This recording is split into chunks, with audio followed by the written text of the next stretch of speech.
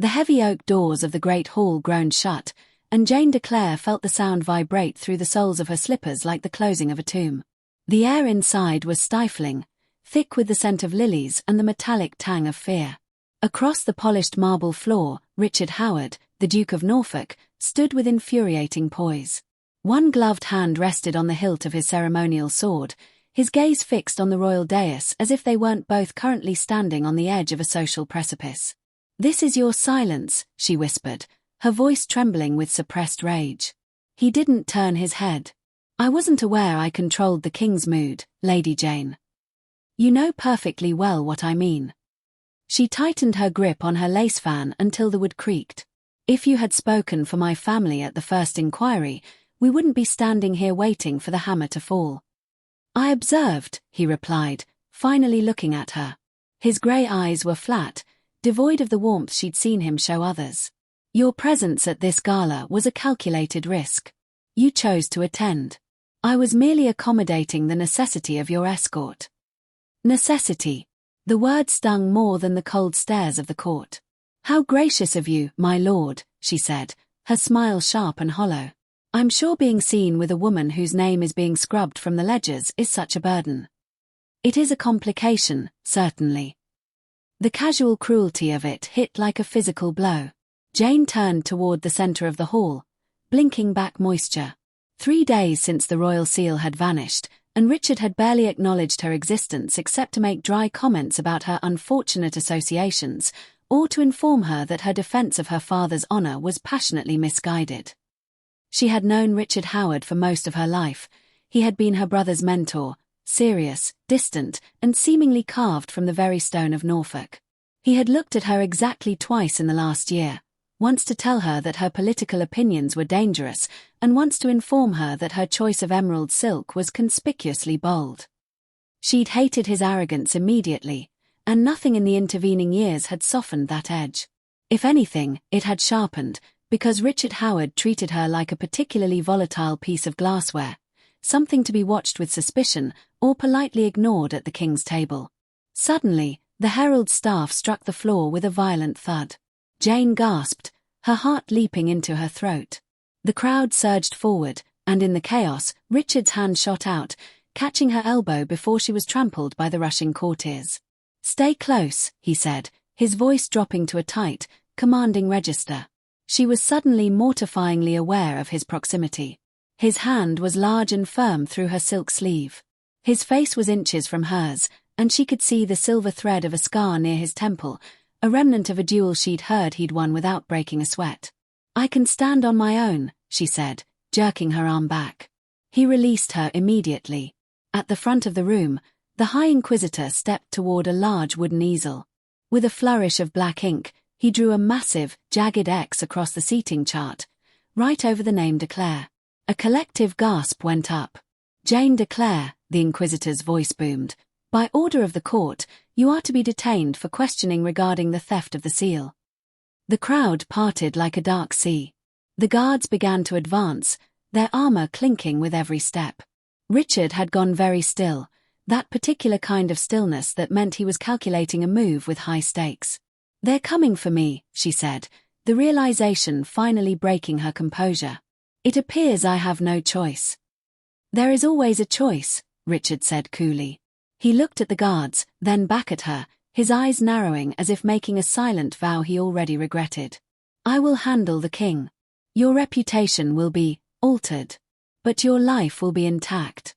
We'll simply," he paused, "will be convincing." The High Inquisitor was exactly what his title suggested, old, sharp, and surrounded by men-at-arms who looked like iron statues in the flickering candlelight. Richard stepped forward first, then turned to reach back for her. "Take my hand," the Duke said, his voice ringing out to the very rafters as the court demanded her arrest. His grip was steady, and Jane hated how desperately she needed to hold on. The heavy oak doors of the great hall groaned shut, and Jane de Clare felt the sound vibrate through the soles of her slippers like the closing of a tomb. The air inside was stifling, thick with the scent of lilies and the metallic tang of fear. Across the polished marble floor, Richard Howard, the Duke of Norfolk, stood with infuriating poise. One gloved hand rested on the hilt of his ceremonial sword, his gaze fixed on the royal dais as if they weren't both currently standing on the edge of a social precipice. "This is your silence," she whispered, her voice trembling with suppressed rage. He didn't turn his head. "I wasn't aware I controlled the king's mood, Lady Jane. You know perfectly well what I mean." She tightened her grip on her lace fan until the wood creaked. "If you had spoken for my family at the first inquiry, we wouldn't be standing here waiting for the hammer to fall." "I observed," he replied, finally looking at her. His grey eyes were flat, devoid of the warmth she'd seen him show others. "Your presence at this gala was a calculated risk. You chose to attend. I was merely accommodating the necessity of your escort." Necessity.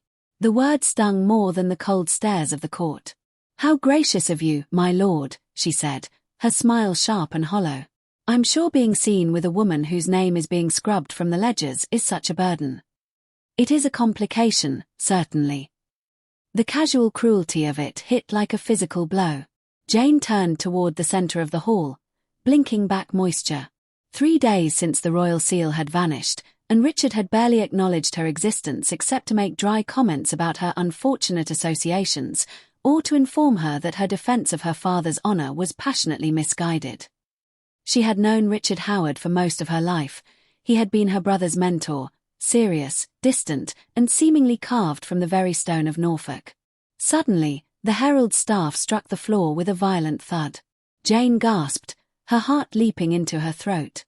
The crowd surged forward, and in the chaos, Richard's hand shot out, catching her elbow before she was trampled. "Stay close," he said, his voice dropping to a tight, commanding register. She was suddenly mortifyingly aware of his proximity.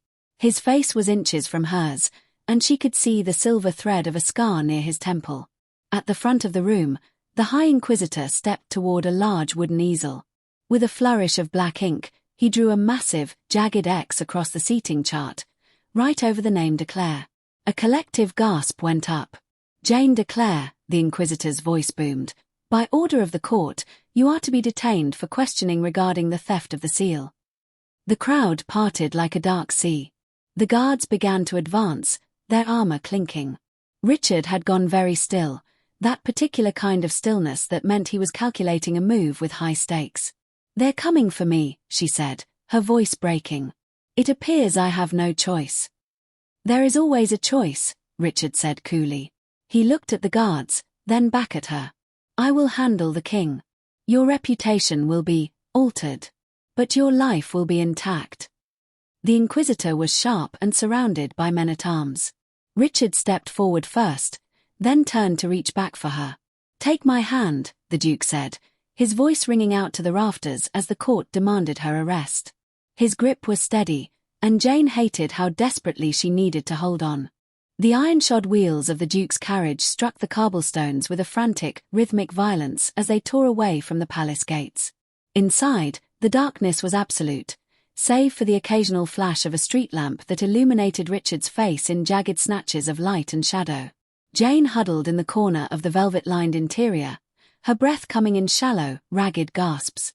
The silence was heavy, vibrating with the echoes of the High Inquisitor's decree and the terrifying heat of Richard's palm still lingering on her skin. "They will be at my gates before sunrise," Richard said, his voice cutting through the dark with the clinical coldness of a surgeon. He didn't look at her, he was staring out at the passing blur of London, his jaw set in a line of unyielding granite. "Why?" Jane finally managed, her voice a ghost of itself. "You've spent years making it clear I am an irritation. Why risk the king's wrath for a woman you can barely tolerate?" "Because your father was a better man than the ones trying to bury his name, and because a Howard does not stand by while the crown is misled by vipers," he replied. He turned then, his grey eyes locking onto hers with a sudden, searing intensity. "But do not mistake my intervention for charity, Jane. This is a tactical maneuver, and it requires your total cooperation. The High Inquisitor cannot arrest the future Duchess of Norfolk without a direct order from the king, and the king will not sign that order while I am whispering in his ear. But for that to work, the lie must be seamless." "The lie," she echoed, her heart hammering against her ribs. "We are engaged. Secretly. Passionately. Indecently," Richard stated. the words sounding strange and dangerous in his dry, aristocratic tone. As of this moment, you are under my protection. You will move into Norfolk House. You will attend every function at my side. You will look at me as if I am the sun and the moon, and I will treat you as my most precious possession. Jane felt a surge of her old defiance, even through the fear. And what of Lady Anne? What of the 7 other women the court has been trying to pave your way toward? They are obstacles to be navigated, he said dismissively. The terms are simple. I buy you the time to find the true thief of the seal and clear your name. In return, you provide me with a shield against the marriage contracts the king is trying to force upon me. We use each other until the storm passes. When you are cleared, we will announce a quiet, mutual parting of ways. You will have your honor, and I will have my solitude. No expectations, Jane whispered, her fingers knotting together in the silks of her gown. No permanence. None, Richard agreed. The carriage lurched as it turned onto the long, sweeping drive of his estate. He leaned forward, his face inches from hers, the scent of sandalwood and winter air surrounding her. But Jane, if you falter, if you blink when the Inquisitor looks at you, or if you pull away when I touch you, we both hang. From this second until the truth is found, you are mine. Do you understand? Jane looked into the eyes of the man she had spent 6 years hating, and for the first time, she saw the sheer, terrifying power he was placing between her and the gallows. She didn't want his help, and she certainly didn't want his touch, but as the carriage slowed to a halt before the looming fortress of Norfolk House, she realized she no longer had the luxury of pride. I understand, she said, her voice hardening. She reached out, her hand hovering for a second before she placed it firmly in his. I am your fiancé, my lord. Let the performance begin. The gates of Norfolk House swung open with a slow, metallic grind that echoed through the empty courtyard, sounding more like the locking of a vault than a welcome. Jane looked up at the sprawling silhouette of the estate, a monolith of cold grey stone and jagged crenellations that seemed to swallow the moonlight. This was the ancestral seat of the Howards, a place built for defense and dominance, and as the carriage came to a halt, Jane felt the sheer, suffocating weight of it. It was a fortress designed to keep the world out, but as she stepped onto the gravel, she realized it was equally adept at keeping its inhabitants in. Richard emerged from the carriage first, his silhouette sharp against the torchlight flickering in the sconces. He did not offer a comforting word or a steadying look, he simply waited for the massive front doors to be thrown open by a line of silent, stone-faced servants. As Jane followed him into the great hall, the warmth of the interior did little to thaw the chill in her chest. The ceilings were vaulted and distant, lost in shadows, and the walls were lined with the portraits of long-dead Howards whose painted eyes seemed to track her every movement with predatory suspicion. The air inside smelled of beeswax, ancient tapestry, and the faint, biting scent of wood smoke. It was a palace of absolute order, where every footstep echoed with the hollow sound of a woman who no longer owned her own name. Richard stopped in the center of the hall, his shadow stretching long across the checkered marble. The East Wing has been prepared for you, he said, his voice flat and authoritative, echoing off the cold stone. You will find everything a future Duchess requires. My housekeeper, Mrs. Halloway, will attend to your needs. However, you are not to leave these grounds without my express permission and a full guard. The High Inquisitor's men are likely already watching the perimeter. Jane turned to him, her silk gown rustling like dry leaves in the vast silence. So I am moved from the king's prison to yours. Is that the extent of our arrangement, Richard? A different set of bars, perhaps gilded with Howard silver. Richard turned slowly, his expression unreadable. The bars are there to ensure you remain alive long enough to prove your innocence. If you find them restrictive, remember that the alternative is a stone cell in the tower where the only light comes from the iron grate in the door. He stepped closer, his presence suddenly overwhelming in the cavernous room. This is not a home, Jane. Not for now. It is a stronghold. You are here because this is the only place in England where the king's law must pause at the threshold. Treat it as such. He gestured to a wide, sweeping staircase that seemed to lead into a labyrinth of luxury and isolation. Jane gripped her skirts, looking up at the high, arched windows. She was surrounded by priceless art, velvet hangings, and the protection of the most powerful man in the realm, yet she had never felt more precarious. She was a guest by decree, a fiancé by deception, and a prisoner by necessity. As she began the long climb to her room, the sound of the heavy front doors thudding shut behind her felt like the final period on the first chapter of her new, borrowed life. The heavy silence of Norfolk House was shattered 3 days later by the arrival of 7 gilded carriages, their wheels churning the gravel like a herald of war. Jane watched from the narrow window of the morning room as the women descended, a sea of pastel silks and sharp, calculating eyes. These were the vultures of the court, the daughters of earls and viscounts who had spent the last 2 seasons circling Richard Howard, waiting for him to finally choose a duchess. To them, Jane was not a survivor of a scandal. She was an interloper who had stolen the most coveted prize in the kingdom. The drawing room felt like a battlefield when Jane finally entered. The 7 rivals were seated in a semicircle, their fans moving in a synchronized, rhythmic flutter that sounded like the beating of wings. Richard stood by the hearth, his expression a mask of detached arrogance, though he stepped forward to meet Jane, taking her hand with a deliberate, lingering pressure that made her skin prickle. "Lady Jane," a voice drawled, and the daughter of the Marquis of Exeter, whose mask of friendship was as thin as the porcelain cup she held. "We were just discussing the suddenness of your good fortune. To go from a blackened name at the King's Gala to the Duke's own fiancé in a single night. It is a story so miraculous it almost defies belief." Jane felt the weight of their combined scrutiny, a physical pressure designed to make her stumble. She took her seat beside Richard, her spine as rigid as the stone walls surrounding them. "Necessity often accelerates the heart, Lady Anne," Jane replied, her voice cool and steady. "When the Duke realized the court's misunderstanding threatened my safety, he saw no reason to delay a truth we had kept private." "A truth," Beatrice, another rival, chirped with a jagged edge to her tone. "And yet, your own brother seemed entirely unaware of this grand romance. One would think a Duke of Norfolk would follow the proper channels of a dowry and a contract before making such a public claim." "I have never been a man for channels," Richard interrupted, his voice a low vibration that commanded the room. He leaned back, his arm draping casually behind Jane's chair, his fingers brushing the silk of her shoulder. "Jane's family status is of no concern to the Howard legacy. I require a duchess with fire, not a ledger filled with gold. If you find our timeline inconvenient, you are, of course, welcome to take your grievances to the king." The mention of the king brought a momentary, icy stillness to the room. Lady Anne leaned forward, her eyes narrowing as she studied the way Richard's hand remained anchored to Jane. "We do not bring grievances, Your Grace. Only concern. The High Inquisitor is a thorough man. He mentioned that the stolen seal might still be hidden within the circles of those who were present that night. It would be a tragedy if Norfolk House were to become a harbour for evidence." "My house is a fortress, not a harbour," Richard said, his grip on Jane's hand tightening almost imperceptibly.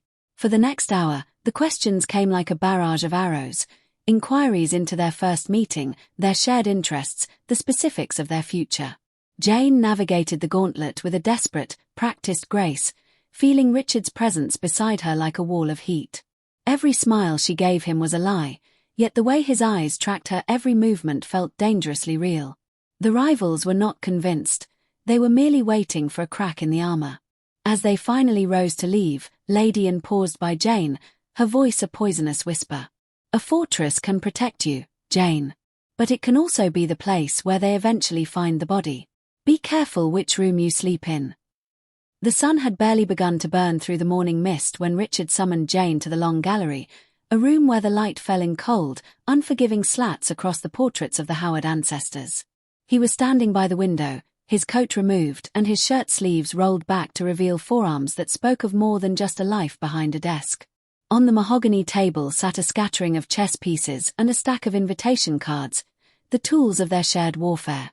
"The court is not one with truth, Jane," Richard said, his voice echoing in the vast, empty space. "It is one with the spaces between your words. If you defend yourself too fiercely, you look guilty. If you remain too silent, you look defeated." He began to pace, circling her like a predator assessing a new addition to its territory. "When Lady Anne asks about the seal, you will not deny knowing its location. You will simply ask her why she is so preoccupied with the king's property. Redirect the suspicion. Make her hunger for gossip feel like a lack of loyalty to the crown. I am not a liar by nature, Richard, Jane replied, her fingers tracing the jagged edge of the blackened X on the gala seating chart, which he had brought from the palace as a reminder of the stakes. Nature is a luxury we cannot afford, he snapped, stopping directly in front of her. Look at me. Not at my chin, not at my shoulder. Look into my eyes. If you can hold my gaze without flinching, you can hold the king's. Jane raised her chin, meeting his smoke-grey stare. For a long minute, neither of them moved. The silence in the gallery thickened, vibrating with a tension that had nothing to do with court politics. She watched the way his pupils dilated, the way the muscle in his jaw worked. Up close, the cold Duke was a man of heat and hidden depths, and for the first time, Jane found herself wondering what lay beneath the granite exterior. Better, he murmured, but he didn't pull away. Instead, he reached out, his hand hovering before his fingers settled on the nape of her neck to tilt her head slightly higher. His touch was electric, a sudden, searing contrast to the cool air of the gallery. Your pulse is racing, Jane. A seasoned inquisitor will see that in the hollow of your throat. You must learn to breathe through the panic. It isn't panic, she whispered, her voice caught in her chest. The air between them shifted, the fake intimacy of their arrangement suddenly feeling dangerously sincere. Richard's gaze dropped to her lips, and for a heartbeat, the mask of the strategist slipped. She saw a flicker of something raw, a hunger that mirrored her own growing confusion. His thumb brushed the skin of her throat, tracing the very pulse he had told her to hide. Then what is it? He asked, his voice dropping to a low, rough vibration. The distance between them was negligible, the weight of the Howard legacy and the threat of the gallows fading into the background. For a second, Jane thought he might kiss her, not for the benefit of a hidden guard or a rival spy, but because he simply couldn't help himself. But as quickly as the crack had appeared, the stone settled back into place. Richard pulled his hand away, his expression hardening into its usual mask of detached authority. He stepped back, the cold distance returning like a physical wall. We will continue this tomorrow, he said, turning back toward the window. Practice the redirection. And Jane, try to keep your heart from betraying your head. It is the only weapon they have left to use against you. As Jane walked away, her neck still tingling where his fingers had rested, she realized that the most dangerous deception wasn't the one they were playing for the court. It was the one they were starting to play for themselves. The mid-morning sun was deceptive, offering a bright clarity that did little to warm the manicured hedges of the Norfolk gardens. Jane walked the gravel paths with a practiced, measured pace, her hands folded neatly over her skirts, though her mind was still reeling from the lingering heat of Richard's touch in the gallery. She had sought the air to clear her thoughts, but the sanctuary was short-lived. A flash of lavender silk near the rose arbor signaled that she was not alone. Lady Anne was waiting, her shears clicking with rhythmic, predatory precision as she snipped the heads off dying blooms. She didn't look up as Jane approached, her focus entirely on the destruction of the withered petals. It is a fascinating thing, the memory of a servant, and began, her voice as smooth as polished glass. They see so much more than we give them credit for. My own lady's maid, for instance, has a cousin who works in the kitchens of the de Clare estate, or what remains of it. Jane felt a cold needle of dread prick at her spine. I wasn't aware you took such a keen interest in domestic gossip, Anne. It seems beneath your station. And finally turned, a single red rose held between her fingers like a trophy. When the Duke of Norfolk suddenly claims a long-standing secret passion for a woman who was supposedly miles away during the midwinter hunt 3 years ago, gossip becomes a necessity. My maid's cousin remembers that month quite clearly, Jane. You were in bed with a fever, attended by the village apothecary every day for a fortnight. Yet, Richard told the king last night that the two of you spent that very fortnight together at his hunting lodge in Sussex. He even described the way the frost looked on the lake when he first realized he loved you.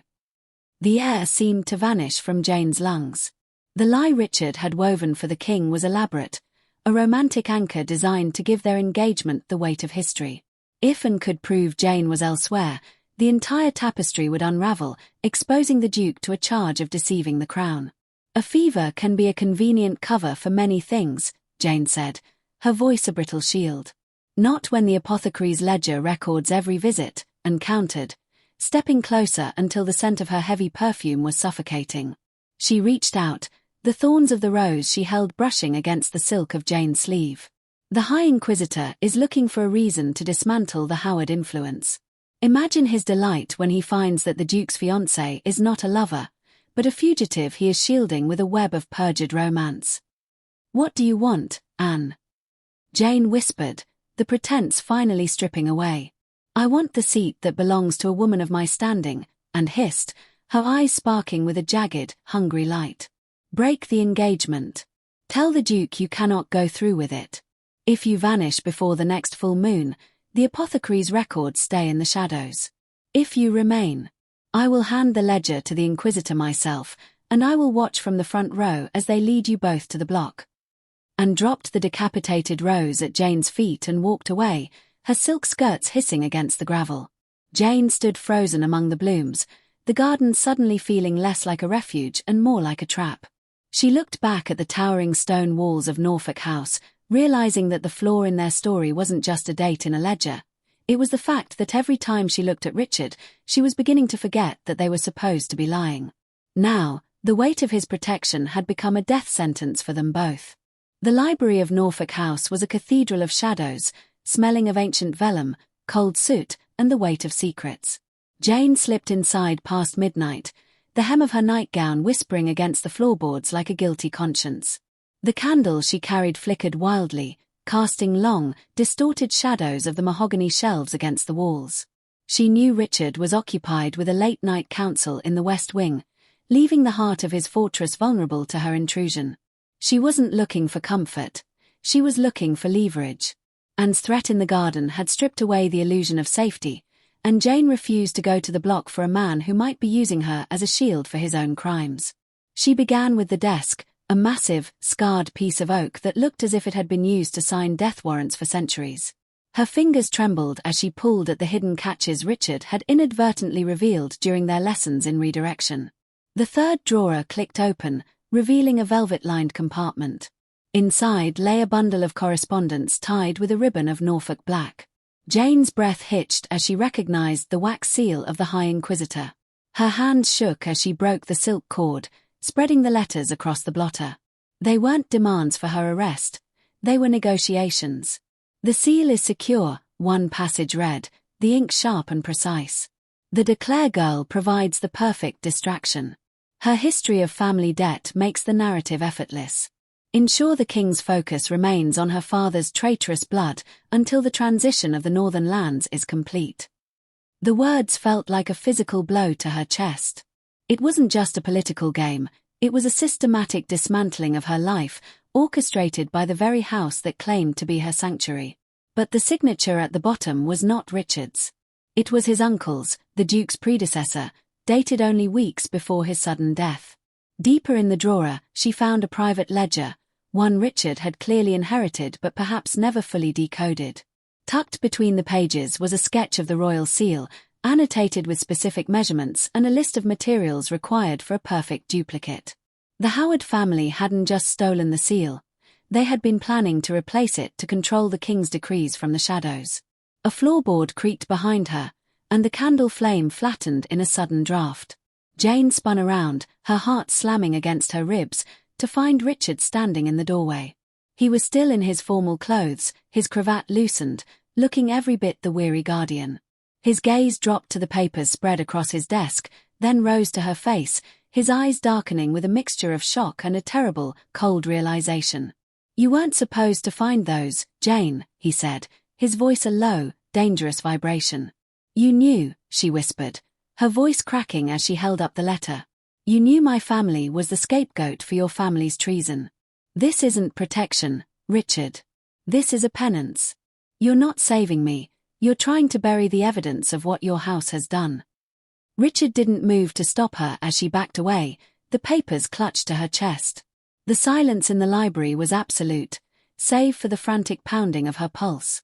For a heartbeat, the man she had begun to trust looked like a stranger, a Howard through and through, built on a foundation of stolen seals and broken lives. "I found them the night I took you from the gala," he said, taking a slow, tentative step forward. "I didn't know the extent of the rot until then. I am trying to fix it, Jane. Truly." "Fixing it would be telling the king," she hissed, her back hitting the cold stone of the fireplace. "But instead, you chose a lie. You chose me because I was already ruined." The crack in their icy exterior from the gallery had become a chasm.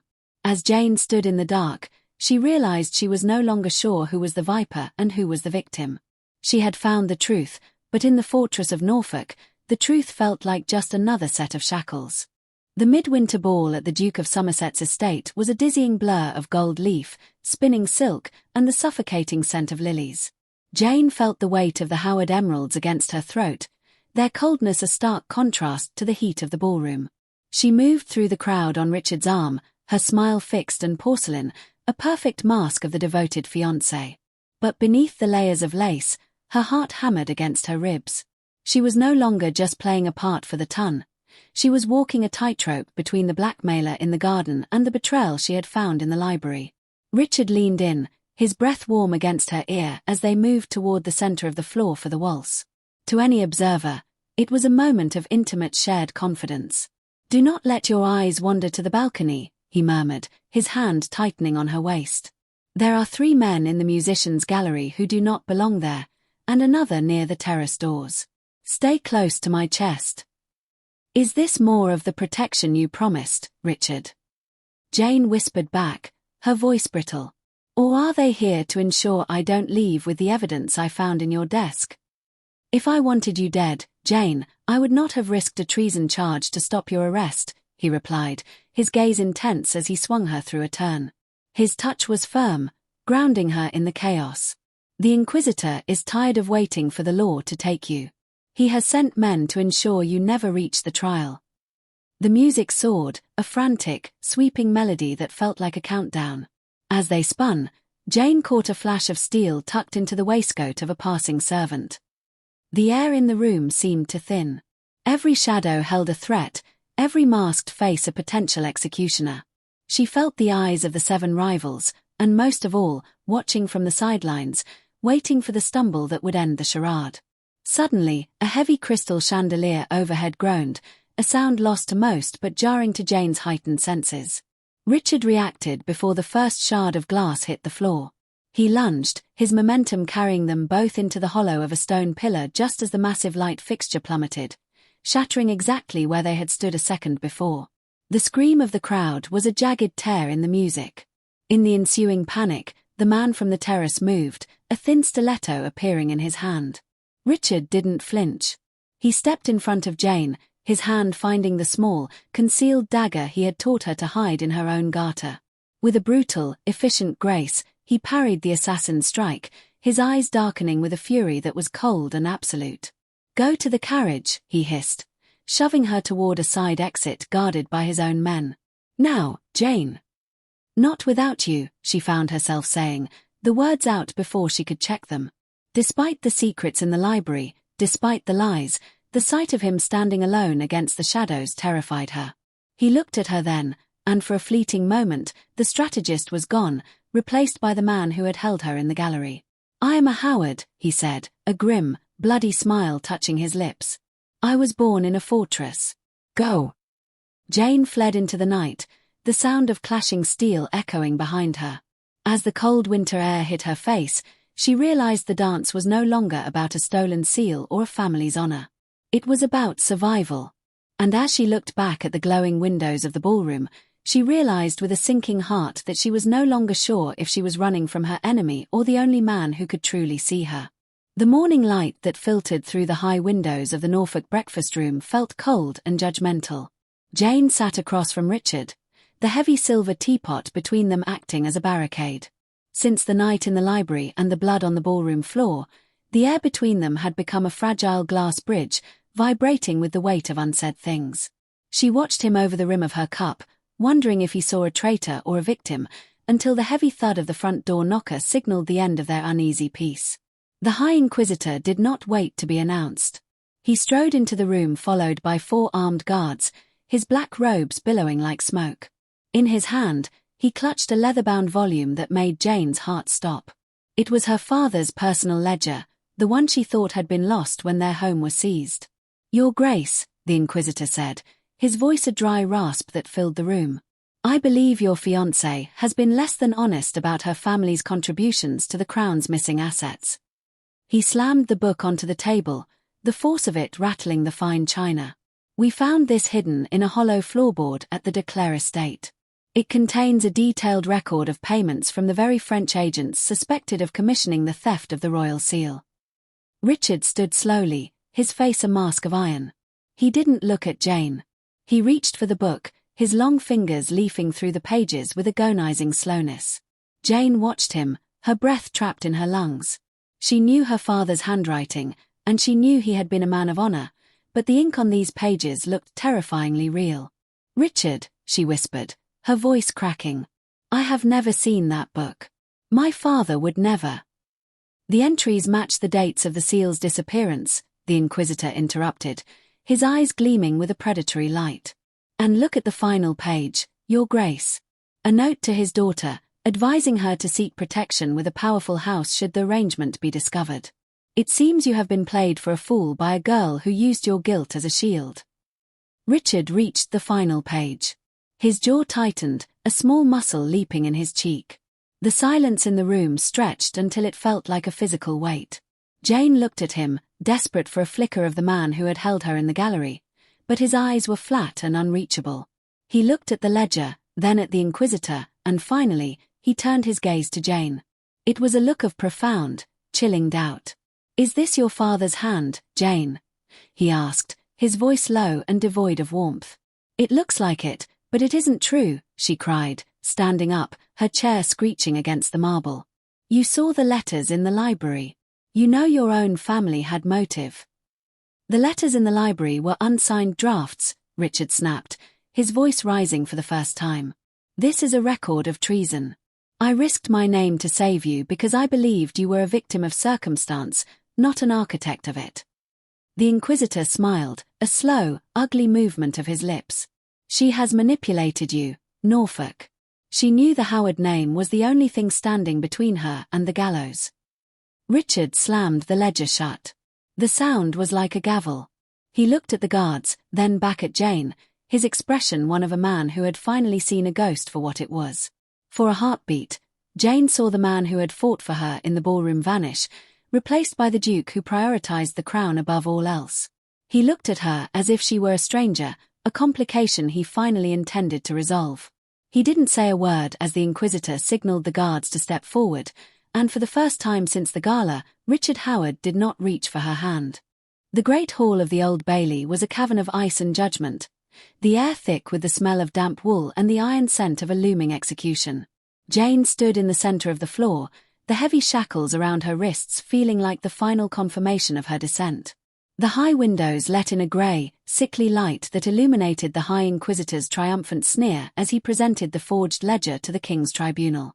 Every eye in the room was a blade, every whisper a stone thrown at the woman who had dared to dream of a duke's protection. "The evidence is insurmountable," the Inquisitor's voice rang out, echoing against the vaulted ceiling. "The de Clare line is a rot in the Crown's garden. We demand the prisoner be handed over to the Tower to await the block." Jane didn't look at the judges. She looked at Richard. He sat in the Howard family seat, his expression a mask of terrifying, frozen neutrality. He had not spoken to her since the day the ledger appeared, and as the guard stepped forward to take her, she felt the last tether of her hope snap. She had found the truth in the library, but it was a truth that would die with her, buried under the weight of Howard legacy and forged treason. "Wait." The word was not shouted, but it carried the force of a thunderclap. Richard stood, his movements slow and deliberate, drawing every gaze in the hall. He stepped down from the dais, moving into the center of the room until he stood between Jane and the advancing guards. He looked not at the King's men, but at the High Inquisitor. "You speak of rot, and you speak of evidence," Richard said, his voice a low, dangerous vibration. "But you do not speak of the 3 pages missing from that ledger, pages that were found in your own private carriage this morning." A murmur rippled through the court like a wave. Richard reached into his coat and produced a sheaf of parchment, his gaze never wavering. "The ledger you presented is a masterpiece of forgery. But even the best lie has a seam. The ink on these missing pages, the true records, proves that the payments weren't from French agents, but from a private fund used by the Inquisitor himself to buy the silence of the de Clare servants. "This is madness," the Inquisitor hissed, his face draining of color. "He is protecting his whore at the cost of his own honor." "I am protecting the truth," Richard countered, his voice rising with a sudden, searing authority. He turned toward the king's judges. "I stake my title, my lands, and my head on this evidence. If Jane de Clare is a traitor, then the Duke of Norfolk is a traitor alongside her. Arrest us both, or let the truth be heard." The room descended into a roar of chaos. Jane felt the world tilt, her eyes fixed on Richard's back. He was risking centuries of Howard history, every stone of the fortress she had once viewed as a prison, for a woman who had spent years hating him. He didn't look back at her. He didn't need to. In the set of his shoulders and the cold fury of his stance, she saw the protection he had promised, not as a strategic lie, but as a blood-deep vow. The King's Chief Justice hammered for order, but the momentum had shifted. The shadow of the gallows was moving, and for the first time, it was turning toward the man in the black robes. As Richard finally turned to look at Jane, the ice in his eyes didn't just crack, it shattered, revealing a depth of loyalty that no forged ledger could ever hope to erase. In the heart of the winter trial, the Duke had chosen his side, and he had chosen her. The air in the High Inquisitor's private chambers was thick with the scent of old paper and the sharp, metallic tang of cold iron. Outside, the murmurs of the court still rumbled like a receding storm, but inside, the silence was a weapon. Jane stood before the Inquisitor's desk, no longer the trembling girl in shackles, but a woman who had seen the rot at the heart of the Empire. Richard stood behind her, a silent, looming shadow of support, his hand resting within reach of the hilt of his sword. The Inquisitor sat slumped in his high-backed chair, his face a sallow mask of defeated rage. The missing pages of the ledger lay between them, the ink screaming of his guilt. "You think you've won because a duke whispered in a king's ear?" the Inquisitor hissed, his eyes darting toward the door. "You are a de Clare. Treason is in your marrow. I simply gave the world the ending it expected for you." "Expected, perhaps," Jane replied, her voice ringing with a clarity that surprised even herself. She stepped forward, leaning over the desk until she could see the frantic pulse in the old man's neck. "But you made a fatal error, my lord. You assumed that because my family was ruined, we were also blind. You didn't just want the seal to control the north. You wanted it because the king's new land surveys would have revealed that you've been embezzling from the royal treasury for a decade." The Inquisitor's breath hitched. "You have no proof of such fantasies."